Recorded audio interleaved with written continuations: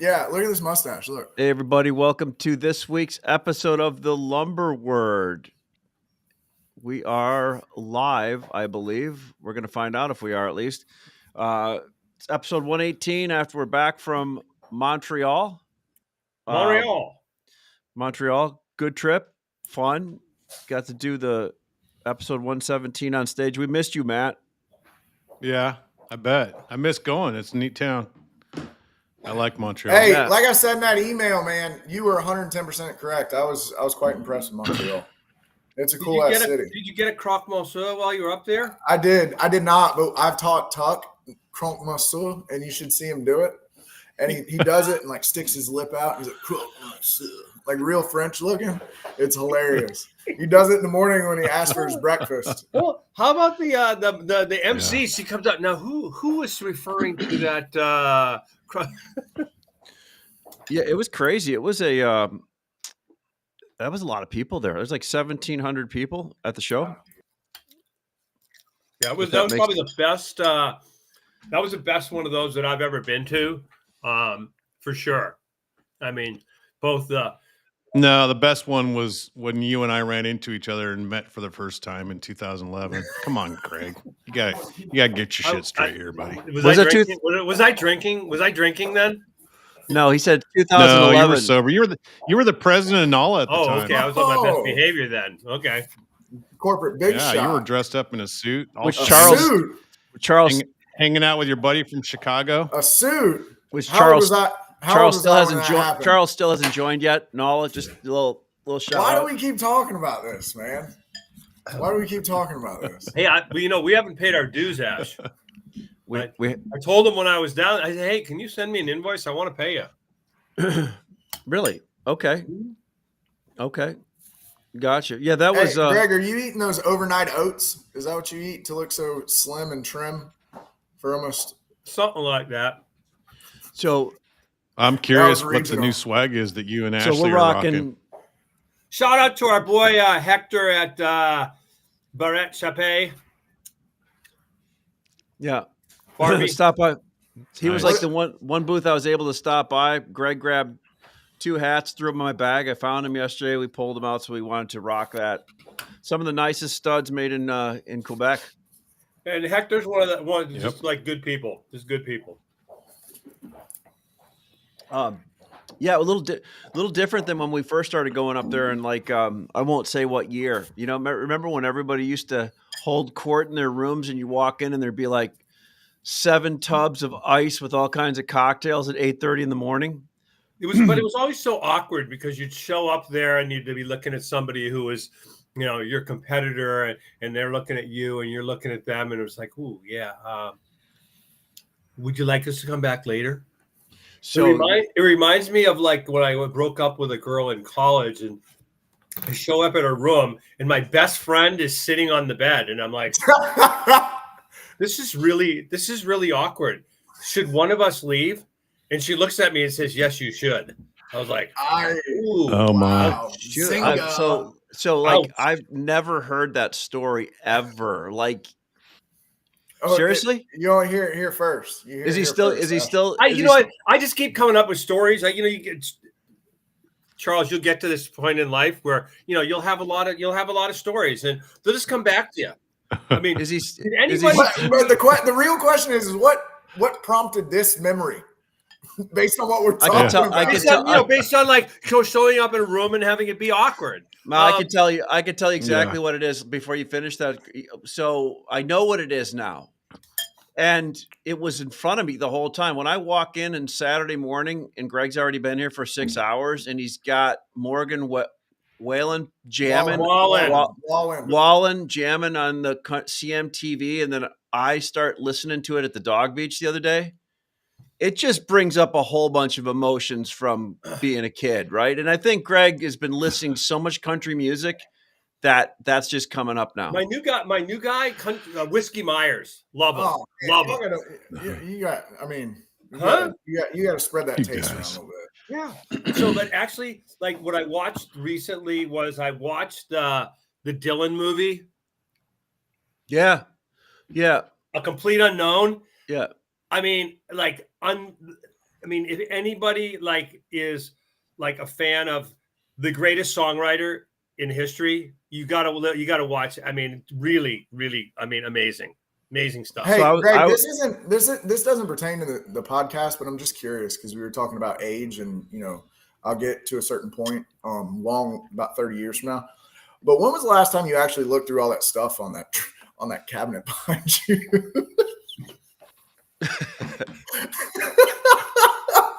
When was the last time you actually looked through it? I mean, does it serve a purpose, or are you just holding on to it to feel good? I mean, Reminds me of my grandmother's house. I can show you what the rest of the room looks like, but I mean, I'm a bit of a hoarder. Yeah, I mean, I'm just gonna let you know, I'm a bit of a hoarder. Papa Greg likes to keep his stuff. Yeah, just and don't touch my stuff. But my wife wants to make this room into a walk-in closet. I'm like, what the? Wow. No way. My dad. What is was it? A hoarder, What is it? and, what is it now? A junk room. It looks like my walk-in closet. It's my walk-in closet. I mean, it already is. This is the one room in the house that you're allotted. The house that you bought. Yeah, you get one room. So I got a funny. I could use a little spring cleaning, Charles. You're probably, you're not wrong. I got a funny story about Montreal. When I first went, and I think Greg gave me enough leash to actually let me buy stuff. I'm like, hey, I'm going up there. Do you mind if I buy a car of lumber or a truck of lumber every meeting I'm in? And he's like, the hell are you talking about? I got to buy stuff anyway. I just want to give people, I think it would be a good icebreaker. You're trying to buy people's love. Yeah, I get it. So almost every meeting I was in, especially back then, there were a lot more smaller mills, right? And they were like, we'd like to work on this, this, and this. Okay, and I'll take them. I'm like, okay, I'll take one or two of those. They're like what?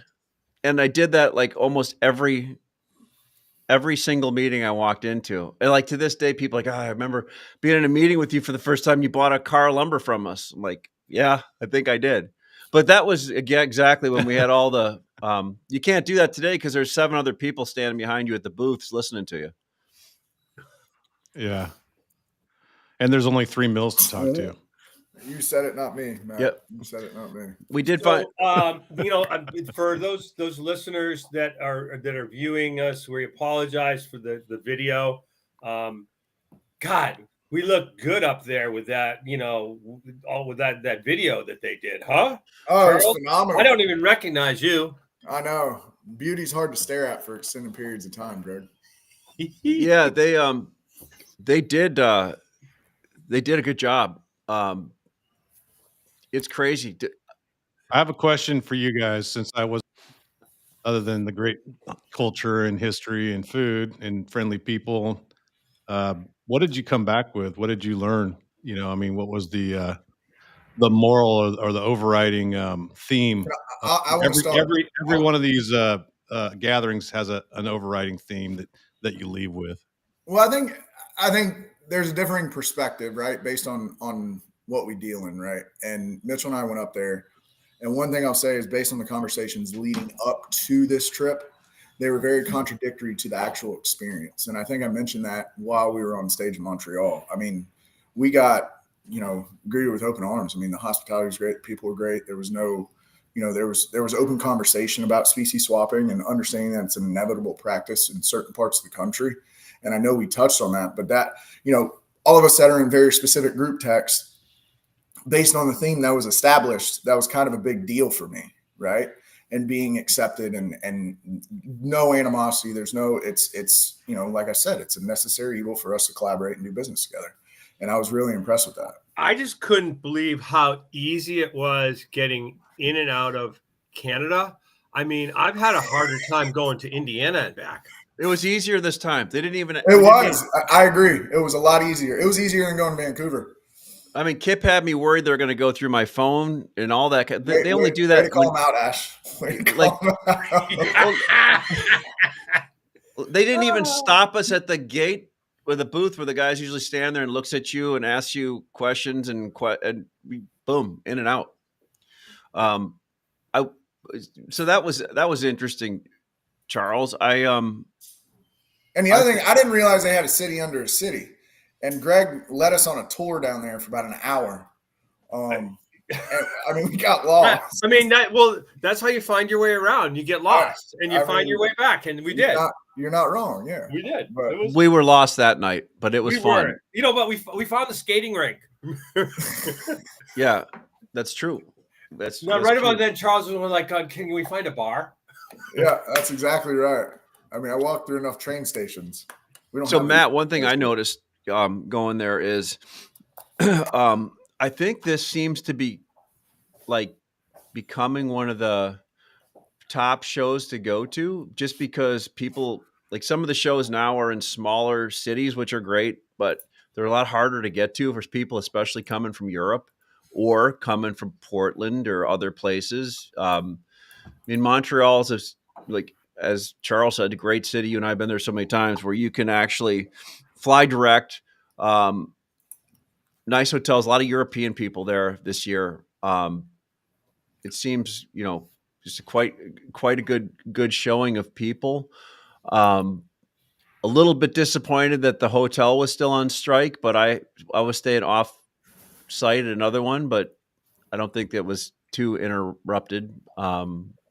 As far as minor inconvenience for long-term gain. Minor inconvenience. I mean, look at people were trying to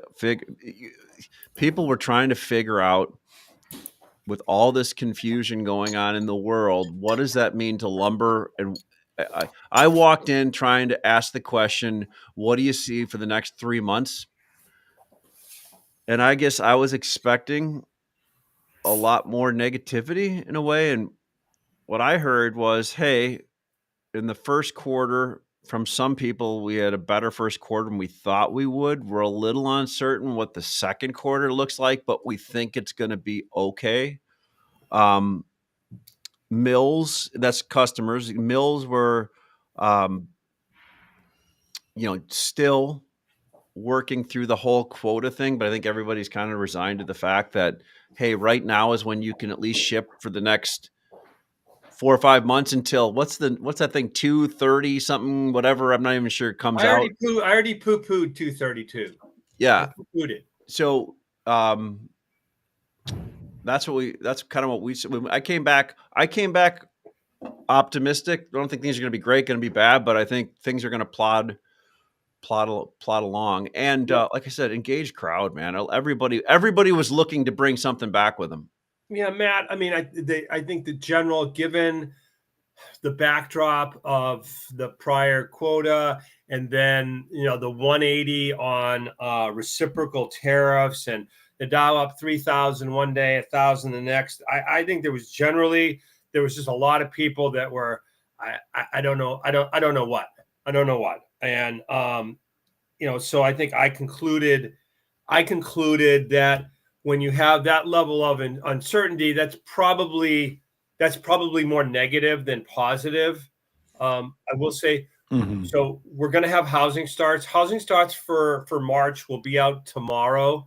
The consensus forecast is for 1.5 million, which I think, if it comes in anywhere close to that, and I think the feeling of on the ground was we had a lot of reports of customers that business had picked up pretty considerably in March from the weather in January and February. I think that the January and February numbers are probably going to be revised down. So, my whisper right here is that it's going to be a really good number,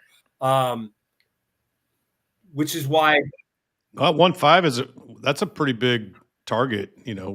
We haven't been running at 1.5. We were 1.5 last month, right? I mean, on a seasonally adjusted. But I mean, like on an annualized basis, we're in the mid low 1.3s. Mm-hmm. Yep. Right, and so that would be. I mean, you're looking back, right? And they always do revisions. I'm more interested in permits looking forward. But I can tell you, my business is, for a down market or a soft market or a negotiable market, whatever you want to call this market, there's a lot of activity. There's a lot of liquidity. And so I'm not complaining at all. I mean, I think it's maybe sneaky good. Just one other thing that did come out today, Ash, was home builder sentiment came out today. Current sales conditions rose 2 points to 45. That's still below 50. Sales expectations for the next 6 months fell 4 points to 43. Traffic increased 1 point to 25. 29% of home builders cut their prices in April. The average price was reduced by 5%. So, I mean, that's, there you go. I mean, nothing about that is super positive. It's not maybe like really dire either, right? So I'll just the market wise, I think people are trying to figure out where the price is at on stuff right now. We moved up. I think a lot of the tariff was potentially baked into the spruce side of things. Episode 115. That's what we confirmed. That's what we all agreed on. What was that, Greg? Sorry. Episode 115. We all agreed that it was built in. Yeah, elephant, man. How does he get to call out the episode and everything? Mine like an elephant. I swear. And I think that we've had a pullback on items now, especially on spruce. I'll start there. 2x4, 2x6, 2x6 especially. I heard some of the 2x6 numbers out of Western, especially for premium on Western Canada yesterday, were pretty good discounts. 2x4 8s and 9-foot studs in the West are trading off, and people are trying to figure out where those are. So what I'm getting is people bidding me on my inventory, our inventory, really cheap, just because they don't know where they should be buying stuff at. Then, Greg will come in the office and be like, "Hey, I sold a truckload of this to North Carolina at $40 or $50 above what we were getting bid on some items." And then one interesting thing that we've seen, especially up north, with the price of freight increasing and 2x4 Southern Yellow Pine on the east side supposedly being very strong and moving up, that we're running into numbers now where spruce is actually cheaper than Southern Pine for its direct replacement, especially 10-footers, 8-foot and 10-foot lengths.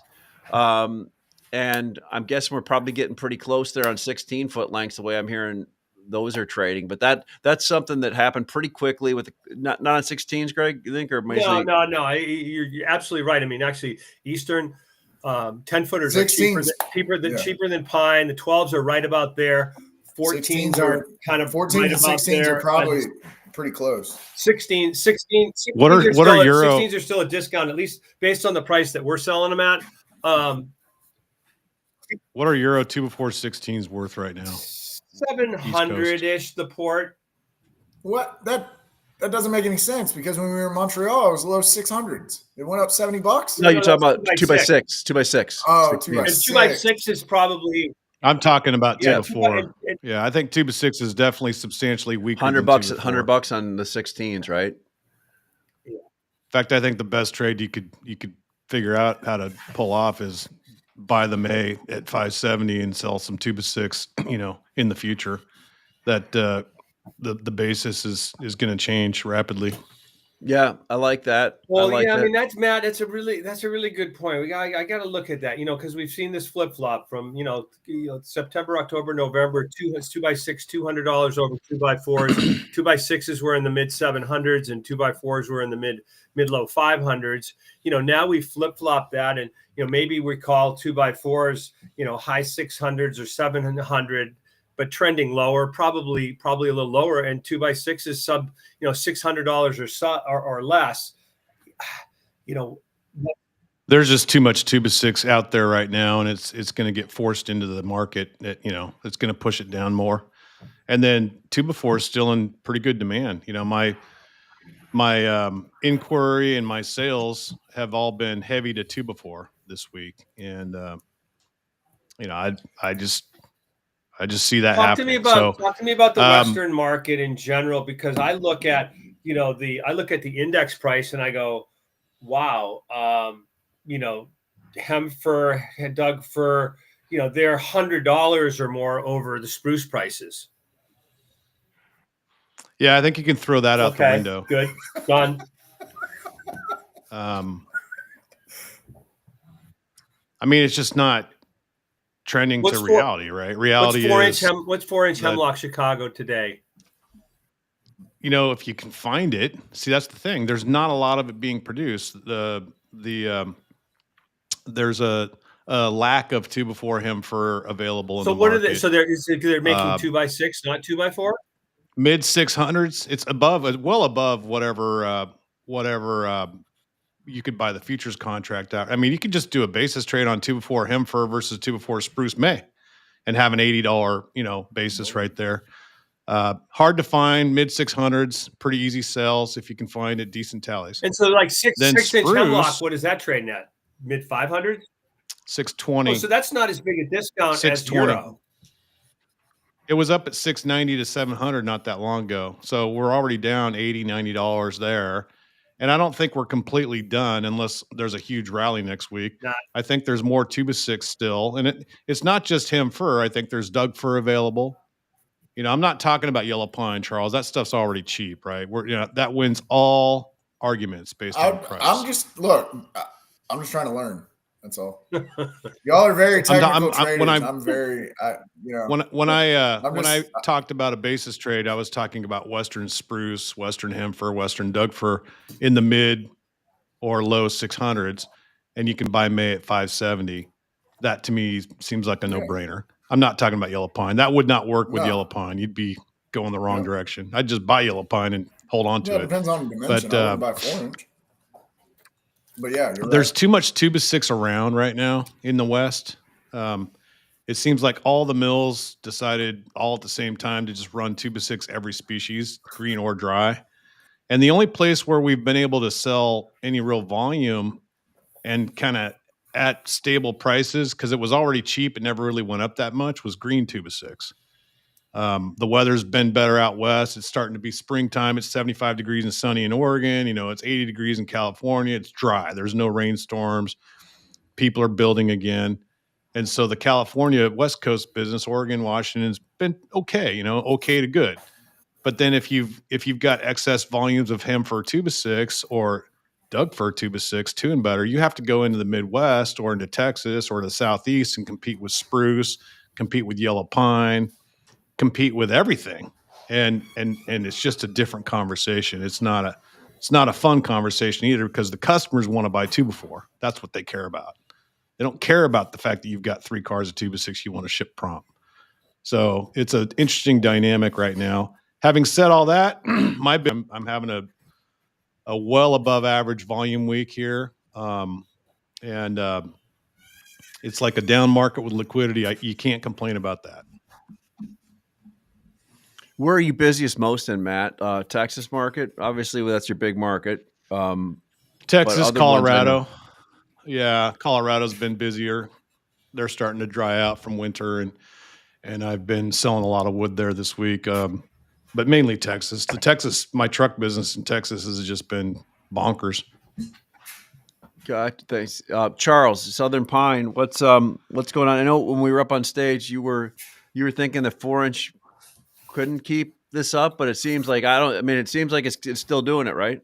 I mean, there's definitely something to it.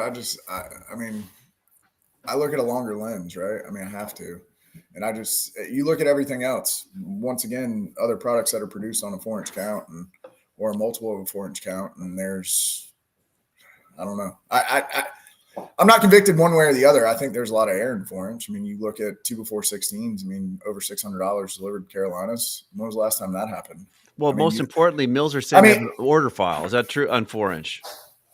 Like, I haven't heard the word order file in Southern Yellow Pine in months. What's your definition of an order file? And I'll tell you. 3 weeks. No, 3 weeks to be an order file. They don't have 3 weeks. Okay.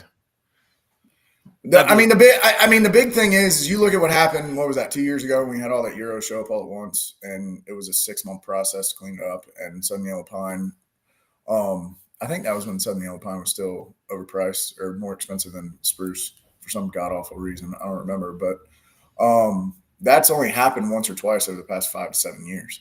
So you've got a really interesting setup here based on what's going on in Canada and all these ADs and CBDs and increased cost structures that are going to put upward pressure on landed material from the north to the south.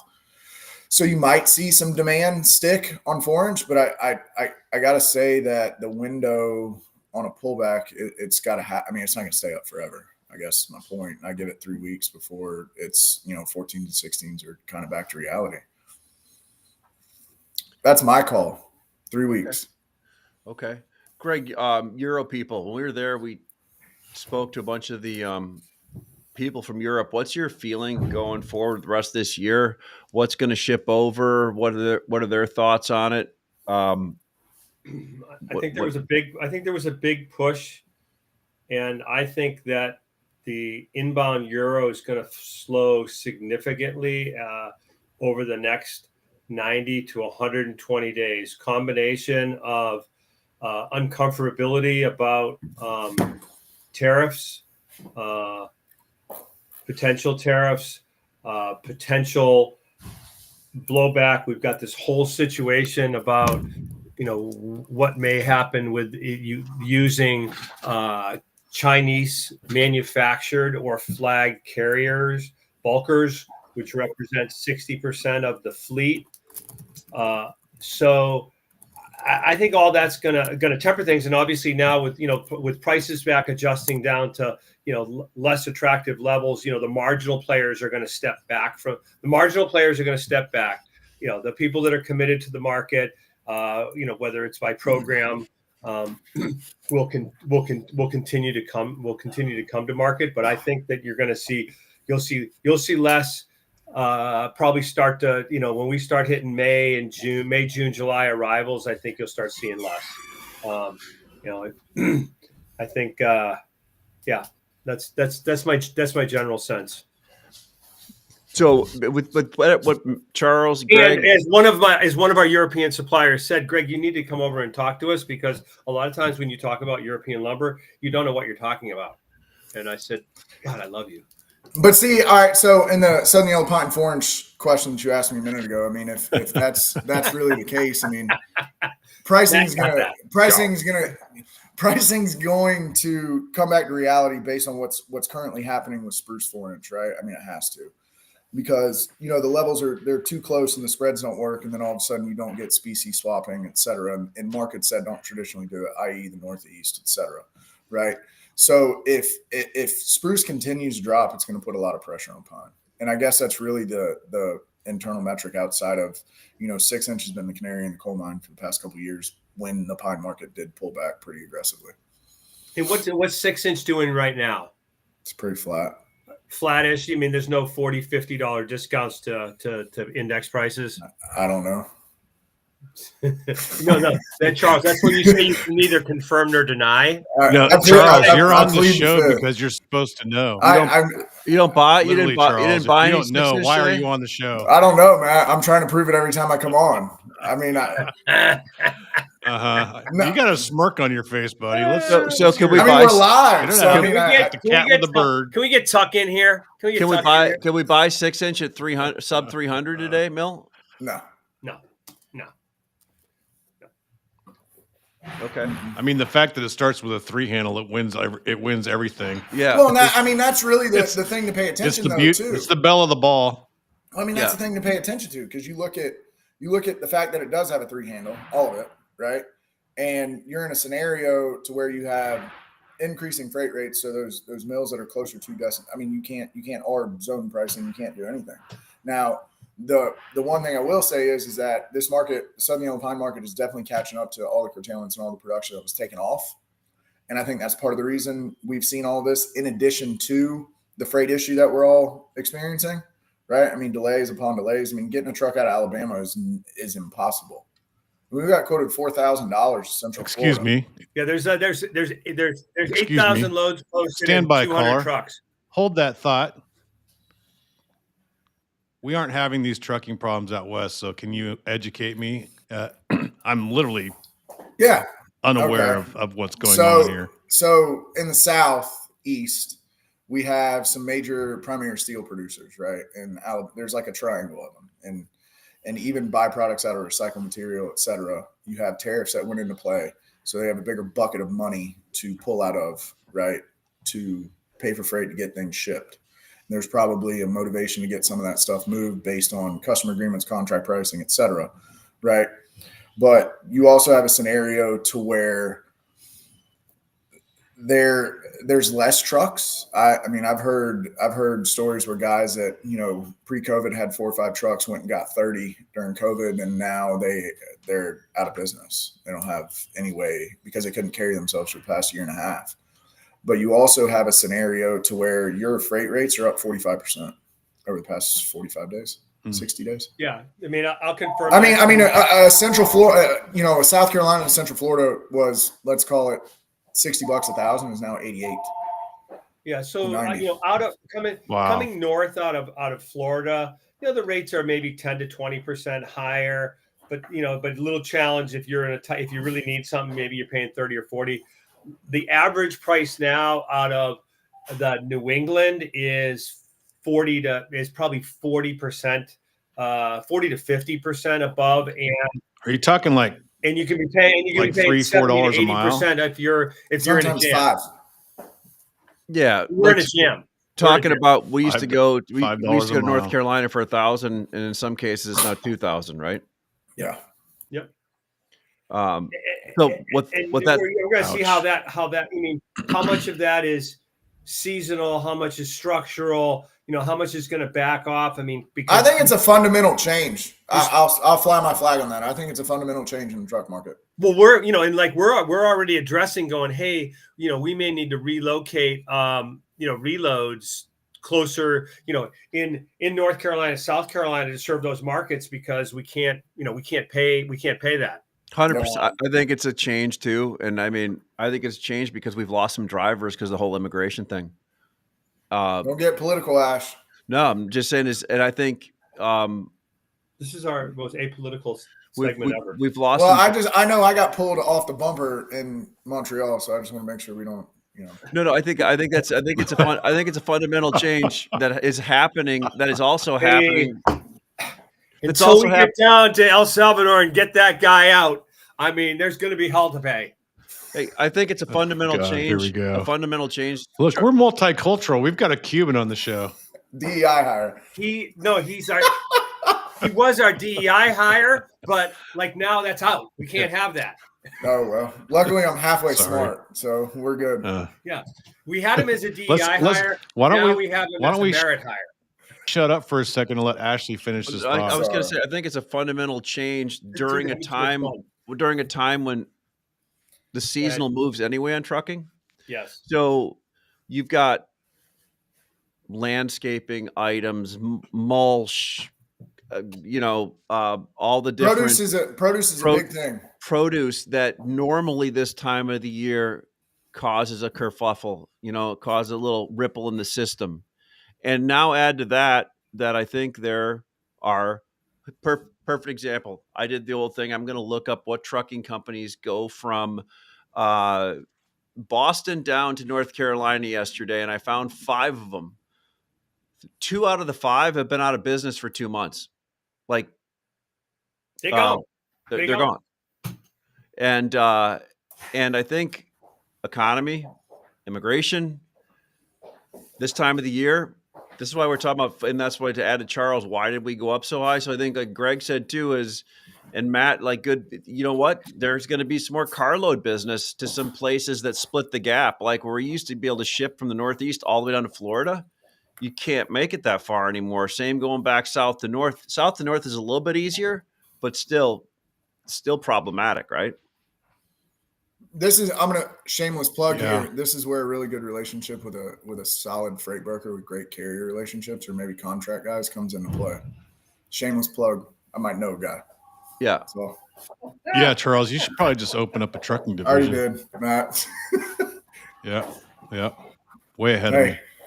We're not seeing this in the West as bad. We've been under constant warning for 2 years now that because of regulations, this has nothing to do with who the president is. By the way, this goes back through into the Biden administration. But because of different regulations and then just the cost of operating and insurance and gas and all the other things that go along with it, that trucking companies have been failing in nationally, right? Not just a regional thing. Oh, yeah. But for whatever reason, we're not paying $5 a mile to move some stuff around out here. We just don't have as much port activity you know, Would you? All right. like So, you do, so the question I have for you is though, we don't have a steel image. We have no steel Right, industry either. and you probably your shipments from your mills are primarily by car. I mean, they're 80% car versus. We ship like over 1,000 trucks a day here. I mean, we move all kinds of trucks. It's stupid. Why we being have, so greedy, you know, keeping all the trucks out there? Send them our way. Come on, man.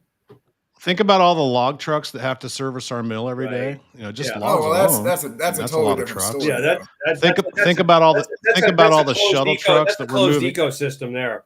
Yeah, That's all they not do. really an open market. That all gets Right. That all gets booked. That's So, freight. Switching And think about all the trucks of material that go from the mills to the reloads, because our mills don't have rail service. We have to truck it to the Short reloads. haul, closed ecosystem. I mean, like, then we move a bunch of trucks up and down the I-5 corridor, Greg doesn't ever from like our to feel mills like into he's California, Oregon, Washington. It's crazy, Yeah. but we're not having that same kind of, you know. Yeah, it's wild. I mean, it's Things are wild. not I mean, like- in local market either. You know, I mean, if I have stuff from, you know, the port to Houston, that's not a problem. It's, you know, it's when I have to, you know, ship 500-600 miles away from the port that I have a problem. You know, if I'm local delivery in Chicago, that's not a problem. But if I'm, you know, sending, although actually Chicago hasn't been bad for us, so that's not a good example. We just don't have any inventory there.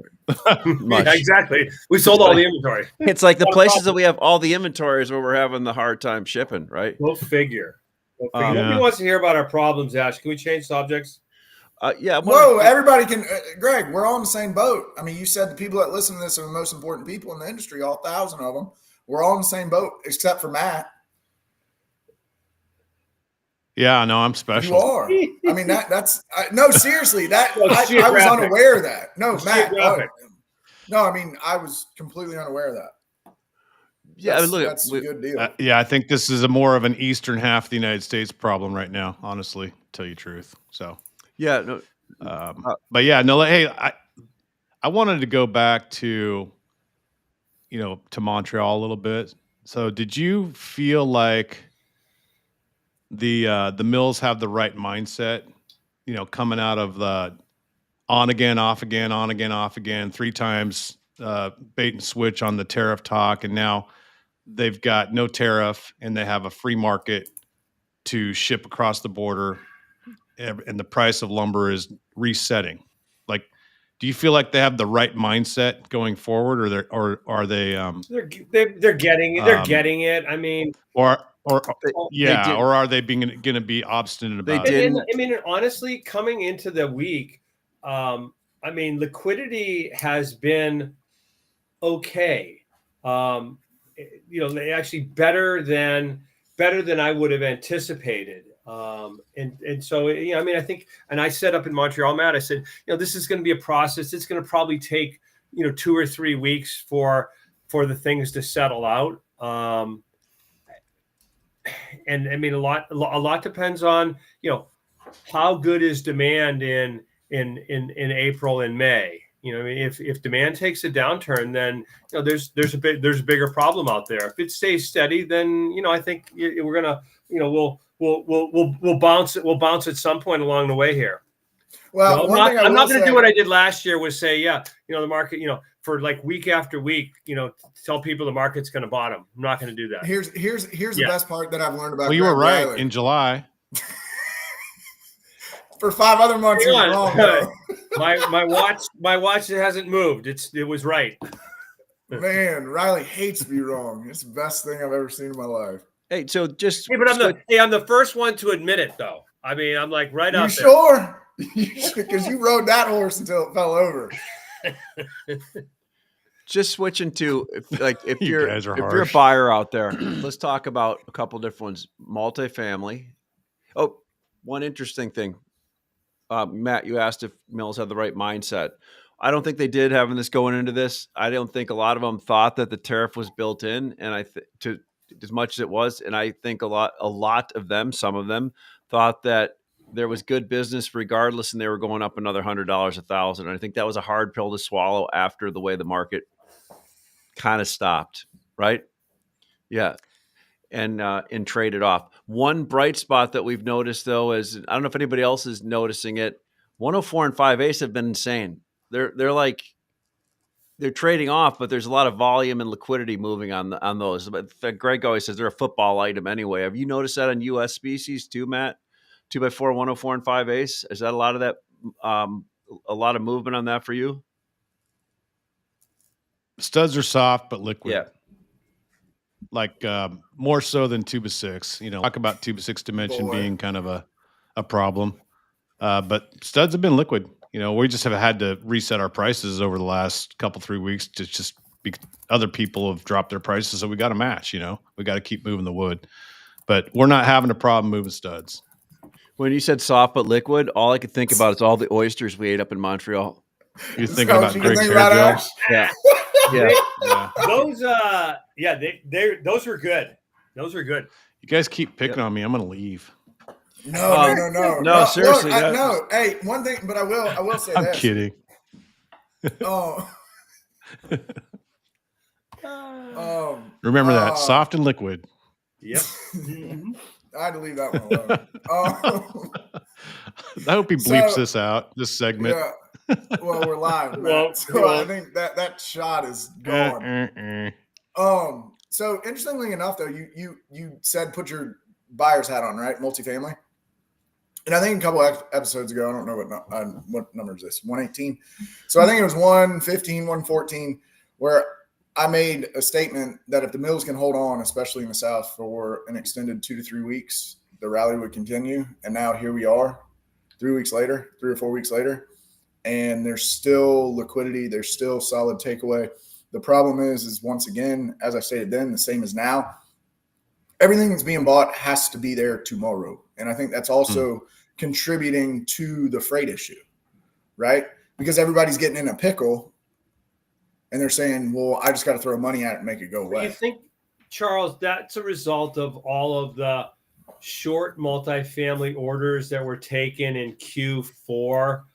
And, you know, we see that with the how tight the spread is with number 3. Is that what you're alluding to? I mean, in 4 inch, the spread is not tight. In 6 inch, it's tight.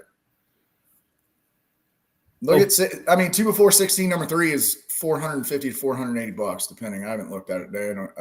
But okay, I mean, so the 6 inch spread is tight, but the 4 inch is not. Yeah, and I mentioned that in Montreal. But the big thing is that if we continue and mills continue to feel like they have an order file, right, and they have the confidence to continue to price things away that they are currently, and they have liquidity, right, liquid but soft, in the same scenario as you described, Matt, I think if they can do it for another 2 to 3 weeks, it's going to force people to come in the market. But I think there's going to be an opportunity to buy 4 inch, 12 and longer cheaper than it is today between now and then. So a buyer wants to buy for sitting at their desk. They've just heard this. A lot of times, some of them are right on top of things. Some of them are just hearing this at the market soft for the first time. What are they looking at for? Or we're early in the second quarter. What's the suggestion here for people in the different species going forward? Are they going to have a better opportunity to buy some stuff, or should they load up some stuff now? I think the price discount they think they're going to get is going to get ate up in freight. Well, so they're buying delivered, so they don't care, right? Well, I understand that, but I mean, they still have to hit a delivered number, right? So if they say, okay, my delivered target is $565 delivered Central Florida, or $550. Well, and I can tell you right now, we're getting counters that are 50 on the market, but it just doesn't make any sense to transact business there because freight is so unpredictable. But this is how a buyer transfers both price and freight risk to the seller, right? Oh, I agree with you 110%, but their target based on what Greg just – There's obviously a new cost for freight risk though, right? Exactly. I mean, if you're a sharp operator, you're not going to just sell your lumber cheap because the guy needs a deal. You're like, hey, look, I've got the lumber. I've got some leverage here. I can get it to you, but it's going to cost me $40 a thousand more than it would have 2 months ago. So you're going to have to eat that $40 a thousand. If not, then go buy it from somebody else, right? I mean, look, if you're the problem solver and you've got problems, you need to have a dignified discussion with your customers about those problems so they can share the responsibility. If they want to run their business lean and mean and use $0 to fund their inventory, then there's a cost associated with that. There's a time risk, right? And if you run that time risk all the way down to the last inning and there's 2 strikes and you don't get a home run, you're screwed. You're going to have to just walk off the field with your tail tucked between your legs because you just didn't come up with a better That's plan. 110%. You know what I heard, Charles? Is that like if I'm the problem, my customer must be the reason. Yes. No, but that's no, exactly but I mean, what Matt, you're said. 110% correct. But I think Customer service you know what? tips by Matt Beamer. We're going to deliver it on time no matter how long it takes us. That's But right. We're not happy unless you're not happy. Or we could be wrong about the freight, and all of a sudden you pick up a $20 or $30 $1,000 bill in 2 months from now. Yeah, but I mean, who's going to bet? Yeah, Are you going to bet on that, sometimes Ash? when Because I'm not. Maybe I don't know. I mean, you're going to eat I would initially you eat the freight loss, right? on the front end. The supplier happened eats the last freight month. loss. Yeah. Yeah, you eat the freight loss when it happens. When the railroad all of a sudden jacks up their rates 10% and you've been using the old rates, you just eat the freight loss. And I think Ash, if your trucking freights go up, no, you're exactly right. then eventually you can now go back and say, hey, Mr. Customer, I love being your supplier, but this has cost me an extra $20, $30 now, and it's taken an extra week, so I can't ship everything to you tomorrow, and it just cost me more. So can you afford to keep buying it this way? So then you go back to, do you want to beef up your rail purchases? Do you want to have a little bit more of a buffer stock coming in behind you, or do you just want to keep buying hand-to-mouth trucks? Those are conversations that you should be having with your customer if you act as a consultant. No, just because you're a trader doesn't mean you have to just sit there and just, not care what your customer is going through. Matt, you're literally an advocate for your customer. Yes, agree 110%. And I think what Ash is bringing up, I think he's looking at the next 30 to 45 days, right? But I guess my point is that as we discussed in Montreal, you brought up an example of a customer that said, okay, if I bought at $500 and then the mill's at $540, I don't go buy that same load at $500. I just pay the $540 and I average it, and it just is what it is. Pay for your trucks and move on, right? To Matt's point, right? You do that on the front end, but on the back end, you're going to do two things. You're going to charge your customer for it, or you're going to get more time because you know how long it's going to take to book that truck. But the flip side of that is if you have a price discount that shows its face in the market and where people anticipate that delivered number to be, Ash, to your point, right? It's going to be higher naturally based on the environment that we're in. And that's my point, right? Whereas if you think, okay, historically based on seasonal pull, based on freight markets, based on all the things, based on where we're sold, we should be at 540 Central Florida, right? Well, that 540 is 575 now. And it's going to take an extra week to get there. So we need to plan ahead, and we need to make sure that our release schedules are on time and it's not an overburden to whoever you're partnering with, right? To Matt's point, you advocate for your customer and you have those crystal clear communication conversations. So that way everybody understands the variables at stake. Are you guys able to pass these extra freight time frames and costs on right now to your customers? Or is this just something that you're in the process of eating? No, in some cases we're eating it because orders we took a month ago. We're eating all the extra freight cost, and we're trying to extend our ship times so that we don't, so that we're in less of a bind as we go forward. I mean, ultimately what happens is if people like Greg and Ashley and Charles that have wood on the ground that they have a fixed cost on had planned to make a 5 or 10% margin on that material, and now they're losing money on it or breaking even, then they'll just stop carrying that inventory. And then the pipeline runs dry. And at some point you have a real issue, right? Like lack of availability. Now we're not there yet, but you can see what's driving the market, what's going on in the world right now. I told you guys that my inventory coming into 2025 was high, and that I was going to work it lower. Well, I've done that. I mean, you guys last week said, or 2 weeks ago on the last one I was on, you guys said your inventory was high now or going to be high, and that you were working to get it brought down.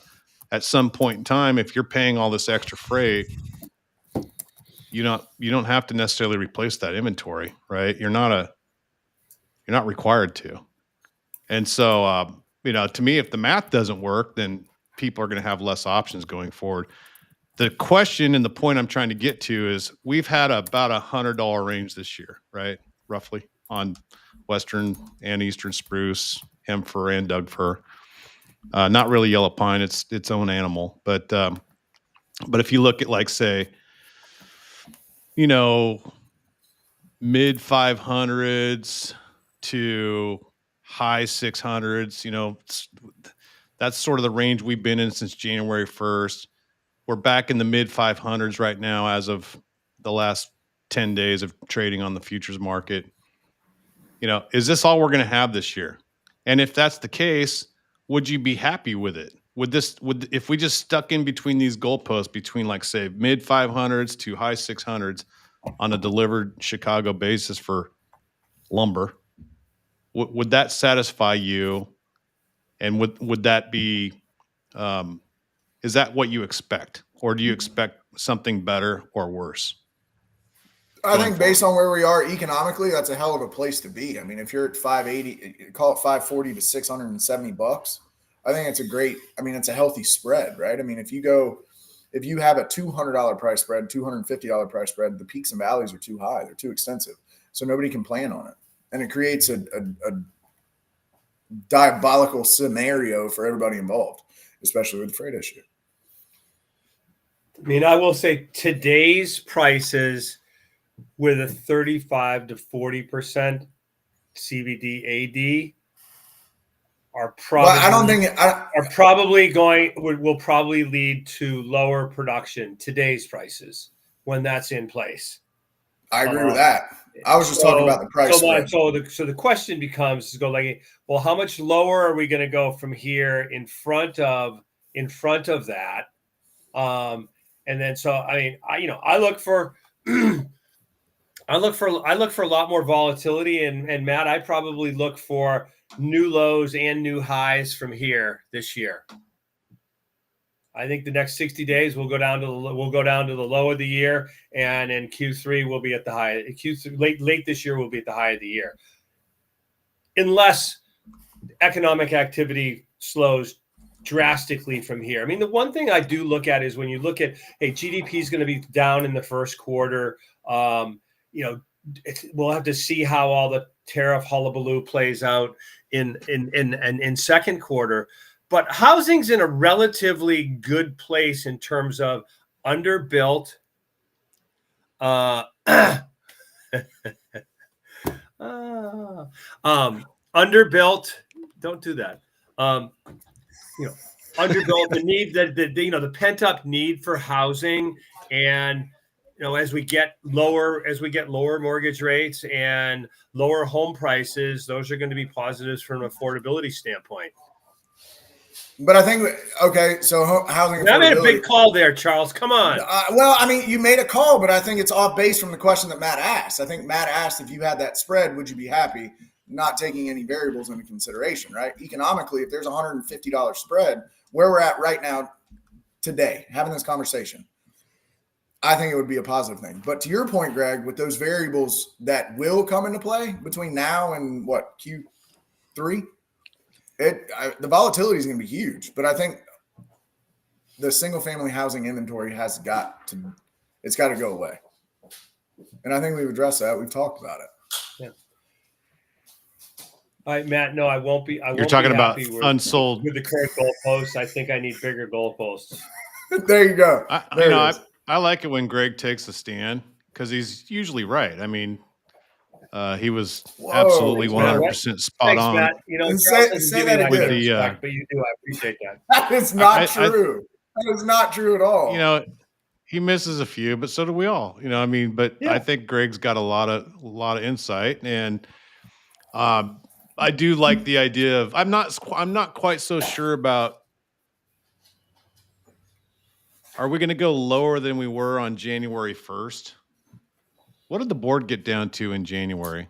515, 520? Yeah. I mean, I can't see that happening. 530, wasn't it, Greg? I'm having a trouble imagining that happening in this current environment where there's just a lack of 2x4 being pumped through the sawmills. Now, if every sawmill in North America just turns it on, you know how fast that changes. I mean, dude, it takes 60 to 90 days. It doesn't change fast at all. You'd be shocked at how long it takes to change. It's like turning the Titanic around. You got to remember, a lot of Western mills are not even. Tried that. When mills, when they build a brand new mill for $100 million or more, some mills are not even optimized to produce 2x4. Their target is 2x6 and 2x12. And, 2x4 is a 15% afterthought. It's not even something they care about. So it's a different world out here. This is not like Euro. It's not like the Eastern mills with the smaller logs.